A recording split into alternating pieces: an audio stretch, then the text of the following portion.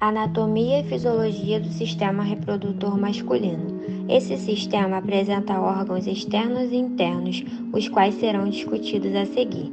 Externamente, o sistema reprodutor masculino é formado pelo pênis e pelo saco escrotal. O pênis é um órgão responsável pela cópula, formada por tecido erétil envolvido por ele. Esse tecido erétil forma 3 corpos cilíndricos, sendo 2 corpos cavernosos do pênis e um corpo cavernoso da uretra, também chamado de corpo esponjoso. O tecido erétil possibilita a ereção, uma vez que se enche de sangue nesse momento. Na extremidade do pênis, observa-se uma dilatação, a qual constitui a glande.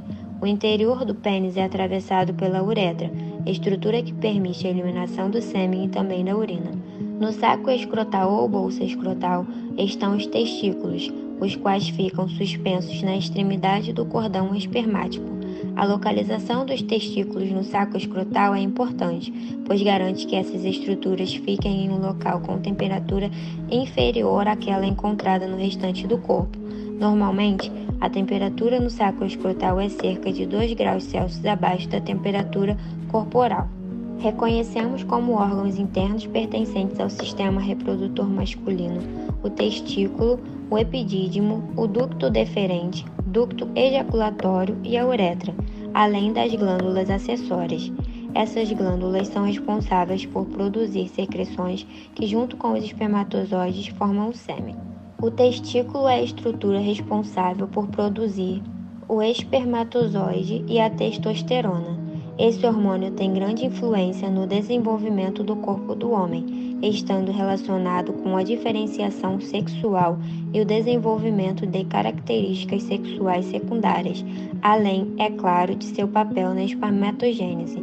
A produção de espermatozoides ocorre nos túbulos seminíferos e o hormônio é produzido nas células de Leydig. O epidídimo é uma estrutura altamente enovelada onde o espermatozoide adquire mobilidade e se torna móvel. Os ductos deferentes partem de cada epidídimo e encontram o ducto da vesícula seminal, formando o ducto ejaculatório. Esses últimos se abrem na uretra. A uretra é um canal que percorre o pênis e é comum ao sistema reprodutor e urinário. As glândulas acessórias são formadas pelas vesículas seminais, pela próstata e pelas glândulas bulbouretrais. A anatomia e fisiologia do sistema reprodutor feminino é composta por 2 grupos de órgãos, os internos e os externos. Os órgãos internos são o útero, os ovários, as tubas uterinas e a vagina. Já os externos são o monte do púbis, os grandes lábios, os pequenos lábios e o clitóris. Os ovários são órgãos pares. Tem-se o ovário direito e o esquerdo. Dentro deles são originados os oócitos, que são os gametas, ou as células germinativas femininas. Além disso, os ovários exercem a função endócrina de produzir hormônios sexuais. O útero é um órgão oco para onde o embrião é levado para se desenvolver. Ele é formado por 3 camadas concêntricas: o endométrio, mais internamente, o miométrio, camada média, e o perimétrio, camada mais externa. No endométrio, durante o sangramento menstrual, o mesmo passa a ser menos irrigado e torna-se menos espesso, ocorrendo uma descamação gradativamente. As tubas uterinas também são órgãos pares que ligam os ovários ao útero, conduzindo os ósseos liberados pelo ovário para o interior da cavidade uterina. É nesse local que ocorre a fertilização. A vagina é um canal muscular que liga o colo do útero à superfície externa através do ósseo da vagina. O monte do púbis é uma região rica em tecido adiposo, localizada à frente da sínfise púbica. Os grandes lábios são pregas cutâneas que protegem o ósseo da uretra, o clitóris e a vagina. Os pequenos lábios circundam o vestíbulo da vagina, também como fator de proteção. O clitóris é um órgão erétil com grande quantidade de terminações nervosas sensitivas que atuam exclusivamente na estimulação sexual. Durante o período fetal, entre a 6ª e a 8ª semana de gestação, ocorre a diferenciação sexual do embrião, de acordo com o sexo cromossômico. Nesse momento, inicia-se a diferenciação da gônada primordial em ovário. É nesse ovário que vai ocorrer a produção folicular. Como supracitado, A produção folicular da mulher se inicia ainda no período intrauterino. A superfície externa dos ovários é formada por células germinativas que dão origem às ovogônias. Essas células se dividem através da meiose e interrompem o processo da divisão celular na primeira fase da meiose, originando os ovócitos primários. Então, cada ovócito primário é circundado por células foliculares, gerando um folículo, denominado folículo primordial. Nesse momento, a maturação folicular é cessada até a puberdade. Por volta do 6º mês de vida intrauterina, os ovários contêm cerca de 7 bilhões de folículos.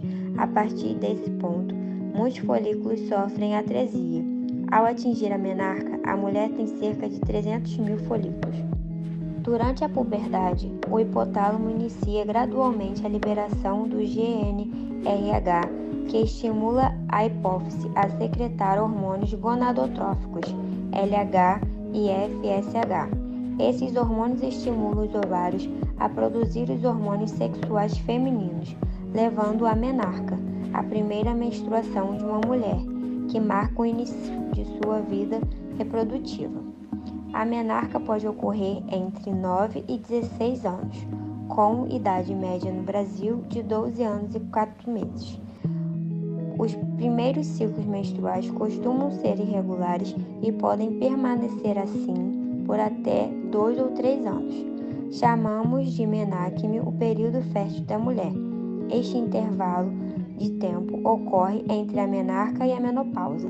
Durante o menacme acontecem os ciclos sexuais mensais femininos ou ciclos menstruais.